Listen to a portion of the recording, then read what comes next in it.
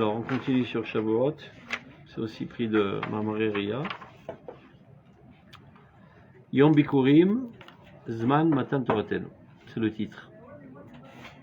Le jour des prémices, et c'est le jour du don de la Torah. Elem Shinat Harim Shel Chag HaKadosh. C'est deux qualificatifs de ce jour saint qu'on retrouve, un dans la Torah, un chez Chazal. Chag HaShavuot Haba Aleinu Letova, Arishon Yom HaBikurim, c'est comme ça qu'il appelait dans la Torah, c'est-à-dire l'aspect plutôt agricole. Ou Torah Shatorah Shebirtav Kavalo, c'est comme ça que la Torah l'a dénommé. Zman Matan Toratenu, le jour du don de la Torah, Kavalo à Torah Shebe'alpeh. Je ne sais pas si vous savez, dans les kibbutzim, par exemple, pour Shavuot, ils font tout un défilé agricole. Eux, ils ont pris cet aspect de Shavuot, alors, avec des charrues et des vaches, ils transportent tous les fruits, le machin, et la moisson, etc. C'est Em Olchim, les Fidina de Voigt. On continue. Benusach HaTfila, Amiusedet, Alpi Anshe Knesset Agdola. Donc la formulation des prières qui a été faite par les gens de la grande Knesset. Shem Tiknu Lahem l'Israël Brachot ou Tfilot Gdushot Gedolot. Ce sont eux qui ont tout formulé en fait, les Brachot, les Gdushot. Velo Karat HaKadosh Baruch Hu Brit Im Israël El Abishut Dvarim Shebe'al Peh. C'est-à-dire le lien essentiel que Dieu a conclu avec le peuple d'Israël, c'est essentiellement avec la Torah Shebe'al Peh, comme il est écrit Alpi Advarim Ha'el. Donc il y a une importance capitale de ce que Chachamim formule, et c'est ça qui est, on va dire, figé de manière essentielle dans l'histoire. C'est-à-dire que les nations ont un lien avec la Torah Sheberta, d'une certaine manière. De quel lien? Qu'ils ont appelé ça Chag Matan Toratenu. Non, c'est-à-dire dans la Tfila. C'est-à-dire, c'est quoi? Qu'est-ce qu'il y a dans la Torah Sheberta qui vient qui, entre guillemets, est lié à toute l'humanité? Non, pas l'humanité, l'agriculture. Alors que Torah Shebe'al Peh, elle parle le fait qu'on a reçu la Torah. Ah, j'ai compris. C'est-à-dire D'accord. Donc, Arenu les Medim, donc on apprend de cela. Chez Torah Shebirtav et Torah Shebe'al Peh, Mitiachasot Zulazu ki Yachas Shel Guf Aneshama Zalze. Donc, du fait même qu'on voit qu'il y a deux facettes de cette fête. La Torah le nomme sur son aspect plutôt matériel, agricole, et Chachamim le nomme, la fête, sur l'aspect plus spirituel, la réception de la Torah. Donc en fait, ça réalise deux aspects de la même entité, comme le corps et l'âme. Donc la Torah parle du corps, et Chazal parle de l'âme. Goufé à Torah Shebirtav, dans les lettres même de la Torah, Otiotea Kulan Kemo Shehen, Inan Anosé. C'est-à-dire qu'il y a des lettres qui ont été transmises depuis le don de la Torah. Donc ça c'est le support. Shaneshama Eliona, Aor Elion, Shumit Gale, Bechol Machmane Torah, Atzur Batorah Shebe'al Peh, Lechol Madragotea, Olech Veshofea Al Yadam. C'est-à-dire en fait les lettres de la Torah Shebirtav, ce sont le corps, et Chachamim nous dévoile l'âme qui s'y cache. Donc les lettres sont le support matériel, c'est de l'encre, c'est gravé, c'est écrit sur du papier, mais la compréhension profonde et toutes les différentes interprétations les plus profondes, ça a été donné à Torah Shebe'al Peh. Donc, on voit les deux aspects. Ce qui paraît aux yeux, c'est le corps, et ce qu'on capte avec notre intellect, c'est l'âme. Donc, comme on le sait, Arba Darkei Torah, Pardes. Le mot paradis, il vient de la Pardes, qui est en fait les Rachetevot, comment on dit Rachetevot en français? Les initiales de Pshat, Remesh, Drash, Sod. C'est la lecture la plus littérale. Remez, c'est de manière associative. Drash, c'est déjà une lecture profonde du texte. Sod, ce sont déjà des secrets qui ne surgissent pas du texte lui-même, mais il faut les connaître et on les accroche à ces textes. C'est l'intention du texte. Okay. Alors, Rakachel Akarishon, Apshat, ou Amitrel Lalon et les Shebatorah Shebirtav comme chez vous. C'est-à-dire seulement la couche la plus inférieure, qui est le Pshat, peut se faire voir dans la Torah lorsqu'on l'écrit.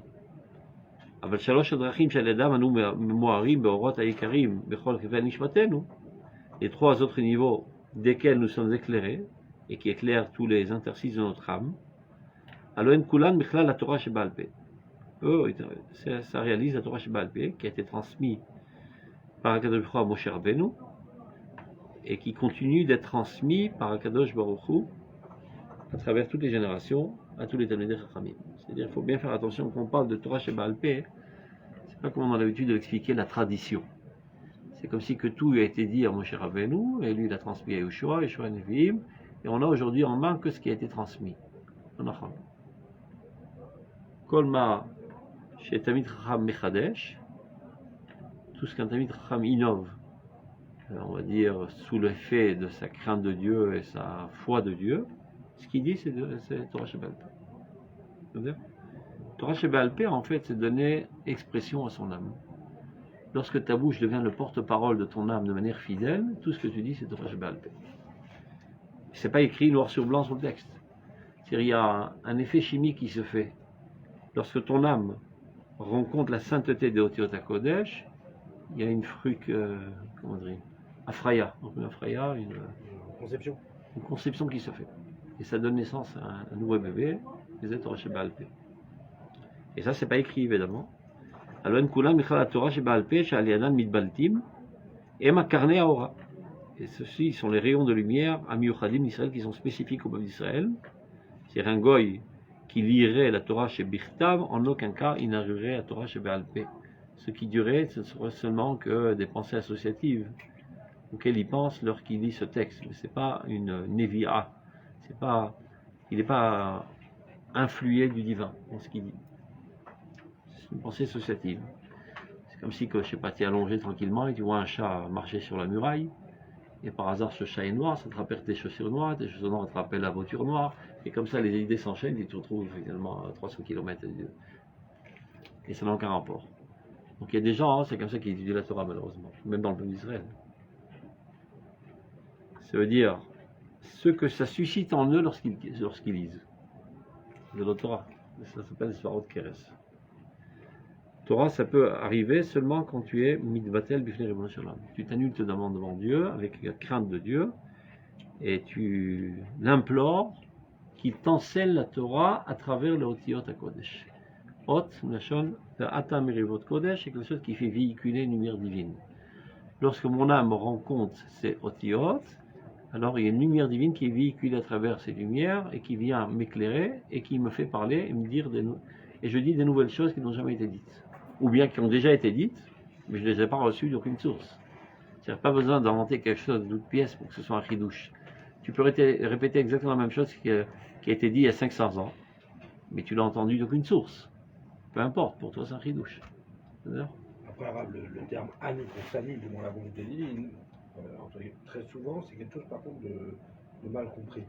Dans le sens où nous, comme on a expliqué ça dans l'année, c'est plutôt que ma vie aille selon mes idéaux, j'ai plus d'idéaux, mes seuls idéaux, c'est ceux d'Akadosh.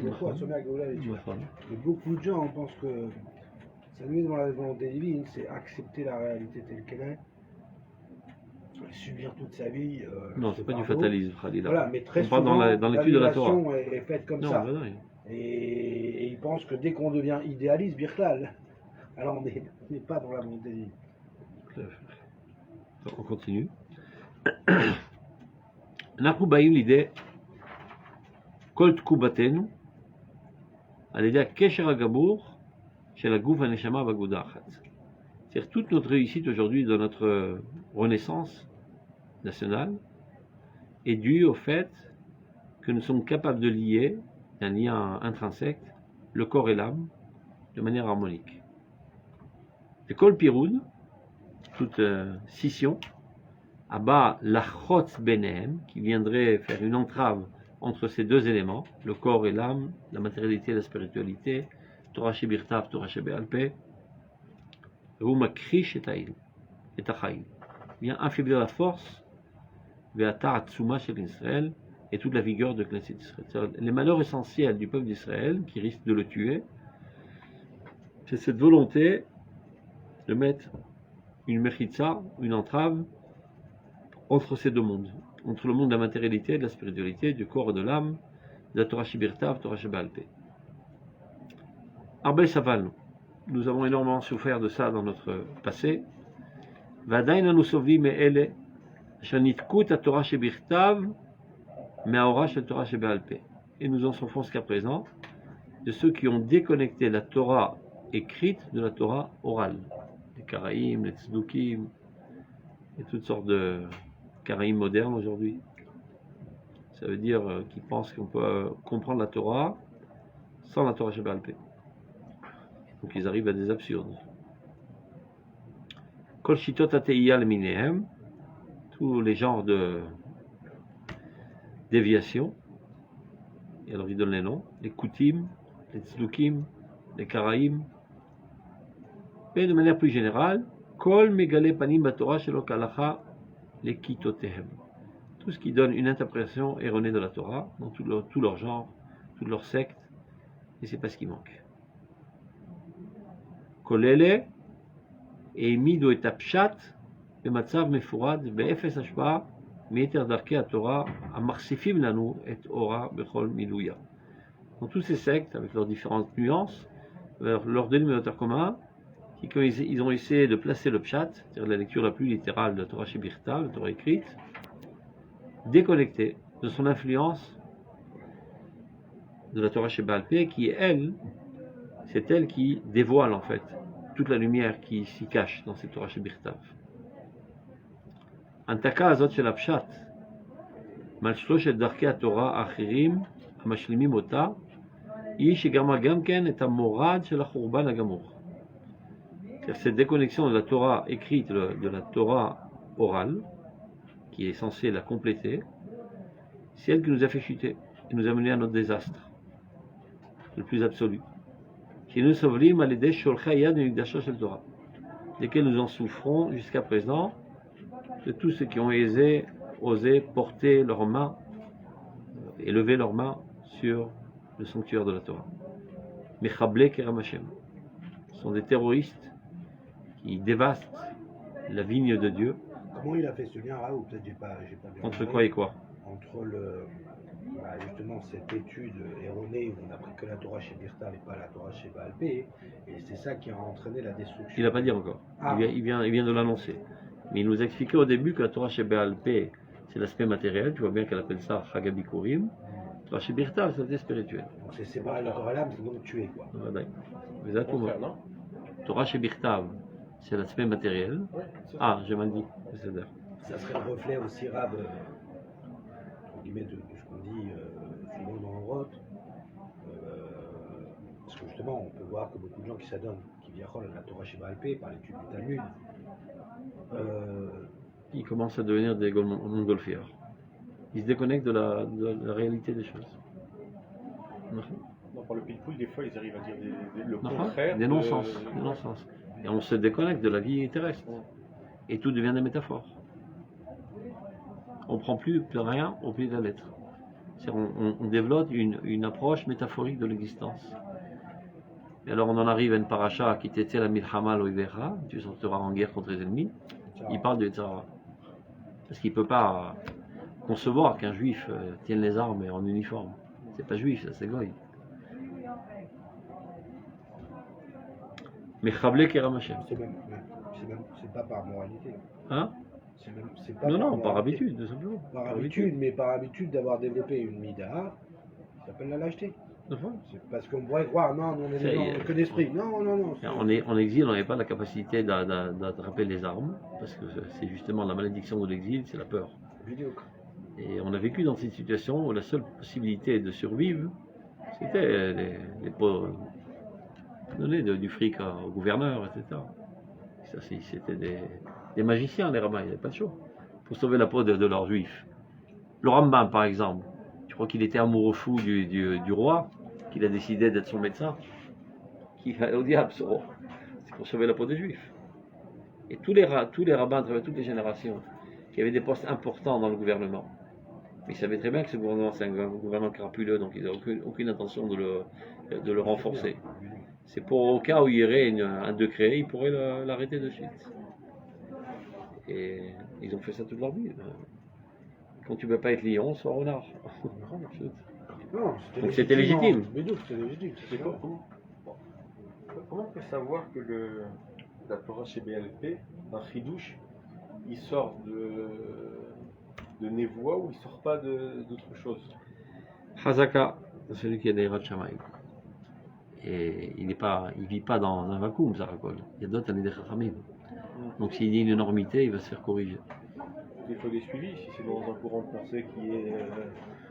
Non, il peut y avoir d'autres courants de pensée, mais il y a des gens finalement qui disent des choses qui sont en dehors des 70. Donc alors se réunissent tous contre lui et le mettent en kherem. On a vu qu'il y a des choses qui ont été dites et que. Ça prend du temps parce que les Chachamim, ils sont doux. Ils n'ont pas la gâchette facile. Avant de décider de trucider un rabbin, il faut vraiment qu'il exagère. Même des fois, quand il dit des choses énormes. Par exemple, on a vu dans la Gemara, chez Hillel, il a dit à Rabbi Akiva, Ya'alou asabim lechayer de Mashiach Loba. En Mashiach, ou met. A priori, c'est une énormité de dire Mashiach met, quand même. C'est un des fondements du judaïsme. Donc, il explique le Rav Kook dans un mamar qui s'appelle l'Ilchot Sibour, Mamaré Ariya. Il s'agit d'un très grand rabbin, Besson, Bamberg, qui est un rabbin très âgé et un très très grand ami de la femme, qui a parlé positivement envers le sionisme. Et donc il s'est fait lyncher par les antisionistes religieux. Ils l'ont sali, etc. etc. Le Rav Kook, il réagit. Il dit, je ne rentre pas du tout dans ces considérations, est-ce que oui sionisme ou non sionisme. Je veux m'attarder surtout sur le problème du mépris, du dédain de Talmid Chacham, qui est 100 milliards de fois plus grave que toute autre discussion. Alors quand bien même ce rabbin aurait dit la chose la plus énorme et la plus kfiratite même, le fait de le mépriser et de le dédaigner, c'est 1 milliard de fois plus catastrophique pour la Torah de manière générale. Et il rapporte une source que les portails, comme je sais pas, la Chariafo, ils sont construits pas avec du ciment, mais avec des pierres en pression. Et c'est sur ça que tout repose. La voûte. Voilà, la voûte elle retient sur des pierres en pression. Si quelqu'un dirait j'aime toutes les pierres sauf celle-là, je l'enlève, tout s'écroule. Toute la Torah, à chaque génération, repose sur les épaules de tous les Talmidei Chachamim de cette génération. Et d'Afka, les controverses virulentes entre eux et les pressions contre eux, c'est ça qui soutient la Torah. C'est clair? Le machal est extraordinaire. Oui, Donc tu peux toujours faire une milchemet deot. Milchemet deot, c'est légitime. De dire je suis virulemment contre cette opinion, je m'y oppose très très fortement. Les goufos chez l'Inyan et le goufo chez l'Adam. Ne commence pas à salir la personnalité. Tu peux dire cette opinion, elle est nocive, c'est une erreur, etc. Ça c'est bien. Ou Talmid Chacham, ou Tzadik, ou Kadosh. Cette opinion, il s'est trompé. Vous avez cédé et tu dois le faire. Pas seulement c'est permis. C'est-à-dire Dieu te brûle dans tes entrailles de dire la vérité, tu n'oses pas le dire pour ne pas froisser. Non, tu es obligé de le dire. Évidemment, tu te mets des gants de soie, mais avec une poignée de fer. C'est cédé. Mais à partir du moment où tu délégitimes dans sa crainte de Dieu et sa foi, et tu dis c'est un rachat, tu écroules toute la Torah. Et là, Imken, c'est vraiment un rachat. Alors Bémet, il n'appartient pas, c'est juste un magicien, il n'appartient pas à ce truc, il faut le sortir. Donc avant d'en arriver là, il faut être vraiment sûr à 1 milliard % que c'est vraiment un salaud et qui cherche le mal, etc. etc. Donc ça prend beaucoup de temps. C'est clair? Il faut faire très attention à ça. Les gens ont la gâchette facile et très souvent c'est les jeunes avec beaucoup d'enthousiasme. Shoalim, Talim, Chablim, Kramim, on les appelle. Des sales petits renards qui dévastent tous les vignes. Les grands amis de Chachamim, des fois ils ont des machlokot, des controverses virulentes, mais ça vient par amour et par respect. Les petits, ils ne comprennent pas ça. Ils voient les rabbins s'escarmoucher. Ils disent, nous aussi alors. Notamment où tu te trouves. Il y avait mitabek ba'afar aglehem, marqué dans Pirkei Avot. Ce qui veut dire le piat, amplitude de poussière au pied de Chachamim. C'est-à-dire, eux, ils marchent, tu marches derrière eux et tu reçois toute leur poussière. Ça, c'est le pshat. Mais il y a un autre, un pied de drache, il n'est pas de drache. Mitabek nashon ma'avak. Lutte. C'est tout à fait légitime de lutter contre les Chachamim, jusqu'à ce que tu comprennes leur opinion. Mais sache que tu es Ba'afar Aglehem. Prends ta position avant de commencer. Il y a un signe dans la Gemara. Rabbi Yossi, il dit Ana alouva de betava. Moi, le plus pauvre malheureux de la maison de mon père, j'ose poser une question à ce rabbin. Introduction avant de commencer à oser poser une question. Il se positionne d'abord. Tu votes la Torah, Kodem les Torah. On continue. Donc c'est ça qui a entraîné le désastre le pire, c'est de déconnecter ces deux Torahs. Bi'yichud, maintenant si on veut donner des noms, Amifletzet, le monstre. Shiatza ba'achavata al-yedei ha-melumadim ha-germanim. השקועים בשנאת ישראל וכל אופי רוחם האכזרי אשר ינקו משדי גזעם המראה לנו כעת את פרצופה האמיתי. De qui s'agit-il? Voilà, il continue à expliquer. והם מחברי הספרים המסואבים מיסודה של חוצפת הביקורת של כתבי הקודש שהיא כולה הרכבה של רשעה וסכלות ובכל זאת יזנו אחריהן חלק ממחנכי דורנו הצעיר Lahavatenu vechirpatenu. Si on parle de désastre, ben le désastre le plus monstrueux par excellence, c'est le fait que ce soit propagé des enseignements des Allemands qui sont profondément ancrés dans la haine d'Israël, dans le plus profond de leur caractère, de leur âme, et le plus cruel. Et ça, ils l'ont,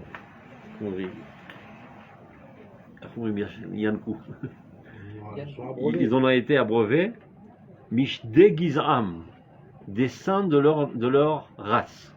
C'est-à-dire les Allemands ont toujours été la pire des races. Même les Romains, quand ils ont lutté contre les Allemands, ils n'ont jamais eu des gens aussi cruels. Et c'était pas des anges, les Romains. C'est dur aussi, oui. Ouais, c'était pas des anges. Et moins que les Allemands. Et déjà à l'époque, ils disaient les Allemands, c'est pas de ce monde, c'est des monstres. Donc, Amaré Lanou Kaed et Patsoufa Miti, qui nous montre aujourd'hui son véritable visage, c'était pas encore la Shoah quand Rav Kook écrit. Hitler commençait à monter au pouvoir. Mais de qui il parle là? Il parle de Bikoret Amikra. Il parle des Juifs qui ont. Ça a commencé d'abord par des prêtres chrétiens allemands qui ont édifié une pseudo-science qui s'appelle la critique des écrits saints. Par exemple, ils font toutes sortes d'analyses. On voit par exemple dans le livre de Isaïe qui parle de Shabbat. Mais il parle aussi d'aspect national. Et il parle aussi d'aspect universel. C'est pas possible que la même personne parle de ces trois aspects. Donc il y a trois personnes.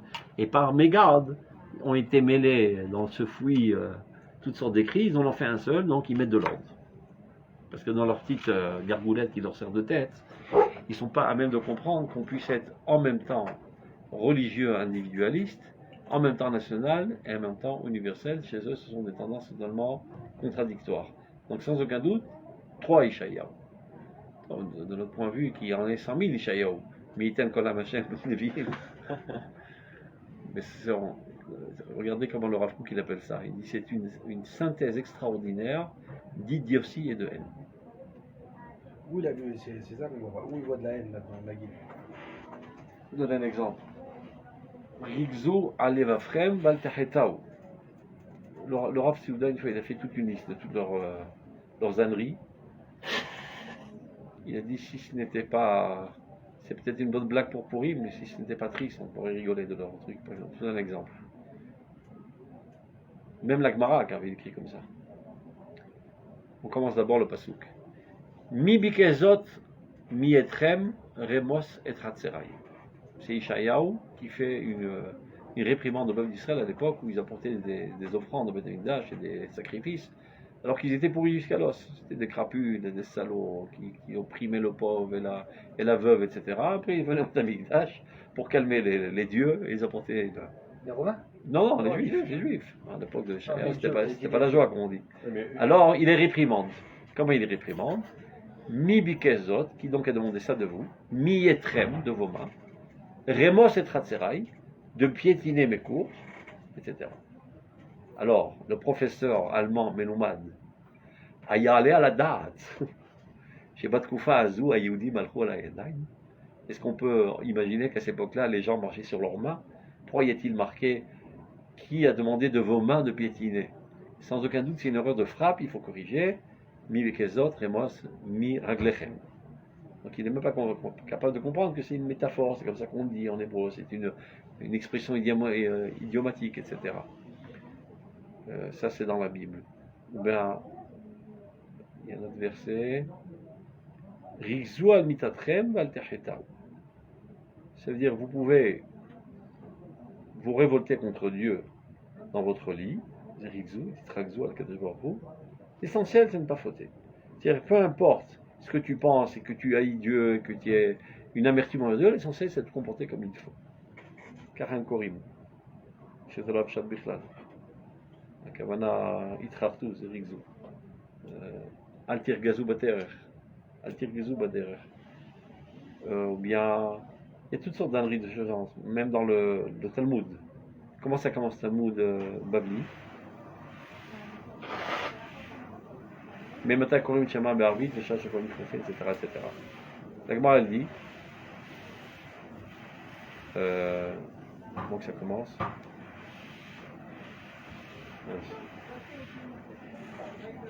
Kitsour, d'où il sort? Akra Kai. Ken. Akra Kai. La question est de dire, dans la Gemara, mais d'où on sait Bichlal qu'il faille dire le Kriyat Shema avant de dire à quelle heure, etc. Ben, il se base sur le Kra. C'est sur le Kra. Sur le Mikra. La Torah, la Gemara, elle suppose qu'avant que tu ouvres ton Talmud, tu as étudié la Bible. Dans la Bible, marqué, il dit Bartaba, Meshivtecha, Beveter, Ablatecha, Vader. Le fait même qu'on ait l'obligation de réciter le Kriyat Shema, c'est déjà dit dans le Torah Shebichtav. Maintenant, Torah Shebe'alpeh vient expliquer à quelle heure, quand et comment, etc. Comment ils disent? Echakae, Tana Echakae. Celui qui enseigne où il se trouve, qui en a d'où il sort pour nous enseigner quoi, lui il comprend du point de vue géographique où il se situait lorsqu'il a dit cet enseignement. Akrakae, il était dans un champ de courgettes. Kra. Tu comprends? Et c'est plus ou moins le niveau qui sort. Sur bas des pâquerettes, c'est nul, c'est complètement tocard. Ce qui est sûr, que c'est empli de haine et d'idiotie. Maintenant, cette séance, malheureusement, qui est tellement, qui met barbate, je dirais, est le bout de haine d'Israël et le bout d'idiotie, malgré tout, elle a été adoptée par des juifs et des pseudo-rabbins, et surtout en Allemagne. Et de plus, après, elle a été importée en Eretz Israël. Elle est enseignée aujourd'hui dans l'université de Jérusalem. Comme une science, soi-disant. Alors que c'est une ânerie sans pareil. Et donc c'est des gens qui déconnectent totalement la divinité de la Torah. Ils prennent le texte, ils font un mismatch, ils expliquent dans leur interprétation idiote, et ils en retirent l'âme. Et donc ils tuent la Torah par la main. C'est des grands professeurs avec plein de diplômes. Et le pire, si c'est des gens, on a la veille de Shavuot, parce que ça me brûle tellement sur les lèvres, je suis obligé de le dire. Malheureusement, aujourd'hui, dans une grosse masse, on peut dire majorité, des synagogues, à Shavuot, on invite des professeurs à parler au lieu d'inviter des Talmidei Chachamim, qui n'ont pas un brief de Yirat Shamayim et qui ont été imbibés de cette fausse science et qui empoisonnent le peuple d'Israël avec leurs âneries et leurs idioties. C'est parce qu'il manque. C'est parce qu'il manque. Toutes sortes de sujets remplis de curieuses, etc. Est-ce qu'on peut marcher sur la lune le vendredi, se gratter les oreilles avec un papillon, un truc? Ils cherchent des sougiotes, ils racontent n'importe quoi. C'est dans les fausses synagogues. Non, les synagogues. Parce que lui, il a un diplôme, c'est pas comme un rabbin qui n'a pas de diplôme. Donc il prime. Et c'est un âne, il n'y a pas un brief de Yirat Shamayim. Donc il fait un mismatch, une étude de texte suivie, comme on faisait en première à l'école. Ah, ça rime alors, qu'a voulu dire le poète dans ça, etc. Ce sont des pensées associatives qui n'ont aucun rapport avec la Torah. Malheureusement, c'est de ça qu'il parlera. Et en plus, ça a été ancré dans le système d'éducation dans les écoles d'Israël. Tout le livre là, qui s'appelle Kasuto, qui est un pirouge sur le Tanakh, ça a été fait par des kofrim. Et c'est avec ça qu'ils empoisonnent tous les enfants d'Israël aujourd'hui. Il aurait mieux valu qu'ils n'enseignent pas la Tanakh Bichlal de cette manière. Moi qui sache que c'est quelque chose de très loin, de très haut, inaccessible, que de le mettre à la portée des gens. Il y a toutes sortes de choses, et ça va de mal en pire aujourd'hui. Il y a une nouvelle école qui d'Afrique n'est pas sortie d'un endroit impur, mais ils se sont trompés sur toute la ligne et ça a créé des catastrophes. Ça s'appelle Tanakh Begova Enaim. Mettons la Bible à la hauteur des yeux de la jeunesse. Dans une bonne intention, de dire, si les personnages de la Bible sont trop hauts et inaccessibles, ils n'auront pas accès, donc ils n'auront pas d'influence sur eux. Donc abaissons les personnages de la Bible à leur hauteur, pour qu'ils puissent y avoir accès, et comme ça ils auront l'influence. Mais à quoi ça sert? Tout ce qui nous intéresse, c'est que l'élève, il se hisse au niveau de la personnalité sainte et idéaliste et noble de celui qui est compté dans la Bible. Et pas de lui faire un petit David de poche en plastique, lui mettre dans sa poche, voilà. Tu sais, tu as des problèmes, des conflits sexuels tous les jours, tu n'es pas le seul, David avait l'air aussi comme ça. On lui fait une visite guidée à Ir David, et on nous montre le balcon du quai où il a observé la femme qui est en train de se doucher, et c'est comme ça qu'il a fauté. Ah, David, ah bon, c'est un copain à nous, quoi. Il était au sniff avec nous, donc il est comme nous, alors on peut l'étudier. Mais c'est pas ça David Ameller. Tu as sali le portrait de David Ameller.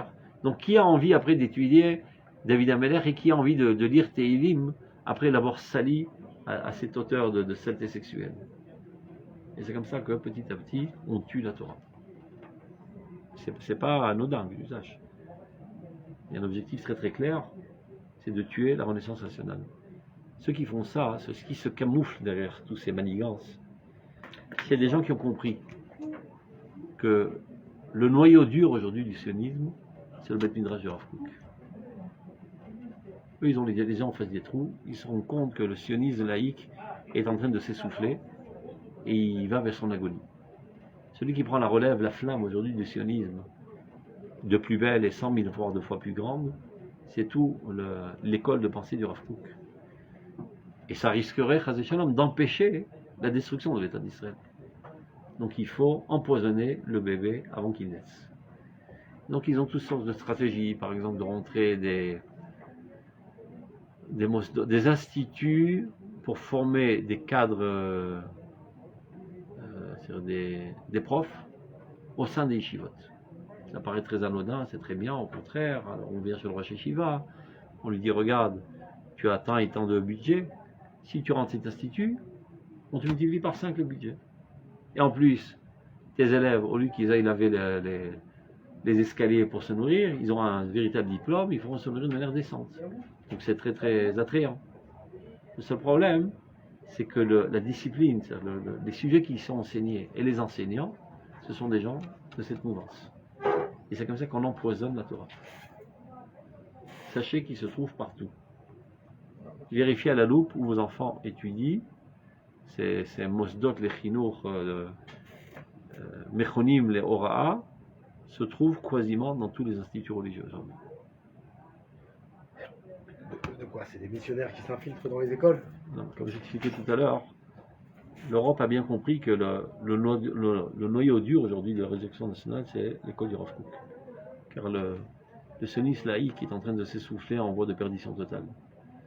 Et donc ça risquerait, Chazé Shalom, que si cette école se propage, d'arrêter la destruction des États d'Israël. Donc on va tuer le bébé dans le ventre de sa mère. Par exemple, Tanakh Medagova Enaim. Parce que si toi, par exemple, tu es prêt à aller habiter à Shrem, en mettant la vie de ta femme et de tes enfants en danger, parce que tu es convaincu que ce qui est marqué dans la prophétie, c'est ce qui est en train d'arriver maintenant. Et ceci a été dit sous souffle divin. Et donc, tu es prêt à te mettre en danger pour concrétiser ces prophéties. Maintenant, si j'arrive à affaiblir un tant soit peu ta conviction que les prophètes, ce qu'ils ont dit, c'est pas évident que c'était insufflé par le divin, c'était peut-être des pensées folles. Tu auras un peu moins envie d'aller habiter à Shrem. Et si on ne verra pas les symptômes dans ta personnalité au sein de tes enfants, sans aucun doute, ceci apparaîtra dans 2 générations. Et eux, ils ont compris c'est quoi Kima. Empoisonnons à petite dose, rabaissons la température des Mouna Batanach, en rapetissant les personnalités. C'est qui eux? C'est des chrétiens. Les chrétiens. L'Europe, là c'est eux. Et comment Ils ont envoyé du fric par le biais de l'État d'Israël, par le biais de Misrad Achino. Par le biais du Misrad Achino, le Misrad Ça a commencé à l'époque de Bibi, après... Ouais, le Misrad Achino, donc qui finance toutes les institutions, va obliger à avoir un certain enseignement. Voilà. Il vient par exemple dans une yeshiva, je disais tout à l'heure, il y a ces pauvres gosses là qui lavent les madrigotes. On va leur donner un diplôme. Très bien. super. Et en plus, toi, comme tu n'es pas seulement sous la botte du Misrad Adatot, mais aussi Misrad Achino, 4 fois plus obligé. T'as des Shem Shamaim, Rosh Yeshiva, c'est super. Il y aura encore plus de talents, encore plus d'élèves, on va grandir, etc., etc. Donc il est soudoyé par cela. Donc il ne voit que du feu. Et petit à petit, on rentre les sujets qui y sont enseignés et les enseignants eux-mêmes, ce sont des gens de cette mouvance. Et c'est comme ça qu'on... Le Rosh Yeshiva, mais le capte l'enseignant. Eh bien, sache que je raconte une histoire depuis il y a 20 ans. Le Rav Tao, il a lutté de toutes ses forces et de toute son âme et de toute sa respiration, c'est à en mourir presque, à rencontrer tous les Rashi Yeshivot. Il revient après un an de lutte. Il nous dit, dors, compte rendu. La quasi-totalité des rabbins ont dit, nous sommes rentrés dans ces instituts, nous avons dit aux élèves, sachez que dans les cahiers qu'on vous distribue, il y a ça et là des données pas tout à fait exactes. Je compte sur votre perspicacité pour les déceler. Il leur dit, supposons que le Rosh Yeshiva soit rentré dans le Cheder Ochel, dans le réfectoire, il leur dit à ses élèves, sachez que dans le bouillon que vous avalez, il y a ça et là des petits morceaux de porc. Nous comptons sur vous pour ne pas les avaler. Qui a shohad yaver ene chachamim. Ça c'est le shohad la kishalem, pas de shalom. Shohad le Shem Shamaim. Il dit, je lutterai jusqu'à la fin de mon souffle contre ça. C'est sur cela qu'a eu la scission avec Merkaz Arabe. Parce que ça a failli y rentrer. C'était sur le point d'entrer. Et le Rav Shapira était conscient. Mais il a dit, moi, je ne vais pas me faire avoir. Je prends l'argent et je ferai attention. Ils lui ont dit, toi tu feras attention, mais ton successeur, pas sûr qu'il fera attention, ça va empoisonner toutes les générations à venir. Donc ils sont partis d'un seul coup, ça a fait un tararam, un machin, et donc sur ce, ils ont eu Birkaim Karot, on l'a dit, les pieds froids, et ça a arrêté. C'est sur ça qu'a eu lieu la scission entre Merkaz Arav et Aramor. Et ça, c'était la centrale nucléaire, disons, du Tzibour Torani d'Atiloumi. Les autres, qui se trouvent à quelques années-lumière plus bas, ils se sont fait embobiner. J'ai du mal à... Avaler le lézard. Ouais, non, ça veut dire que j'ai du mal Bon, d'abord, j'ai du mal à croire à une organisation tellement organisée et tellement complotiste. Ça fait trop complotiste. Et plus que ça, et j'ai encore plus de mal de voir en fait certaines personnes, donc en vérité, voilà, comme des missionnaires, des infiltrés. Mais Ils sont même pas missionnaires. Ils sont même pas missionnaires. Ils le disent eux-mêmes. J'ai appris ça à Bar-Ilan. C'est comme ça qu'on enseigne à Bar-Ilan. Et c'est vrai qu'il y a des influences chrétiennes, mais c'est plus systématisé. C'est pour ça qu'ils enseignent de cette manière. Je ne vois pas les Rosh Yeshiva ne pas déceler chez ces mêmes enseignants. Ici la Torah elle a dit, la Torah elle a dit qu'il y a shohad ya'avir ene chachamim v'saviv devet tzadikim, elle sait ce qu'elle dit. Donc chachamim c'est pas des idiots, c'est talmidei chachamim. Shohad. Kol sheken que c'est des shohad idéalistes. Parce que quand c'est un shohad pour ta poche, tu risques d'avoir des scrupules et des remords. Là tu es alimenté de l'huile de l'idéalisme, je disais le Shem Shamaim, le Shem Hashem. Et tu sais que les guerres de religion sont les plus cruelles toujours, parce qu'il n'y a aucune scrupule. Non, c'est-à-dire, je comprends en fait l'idée, je comprends ce que dit le Rav.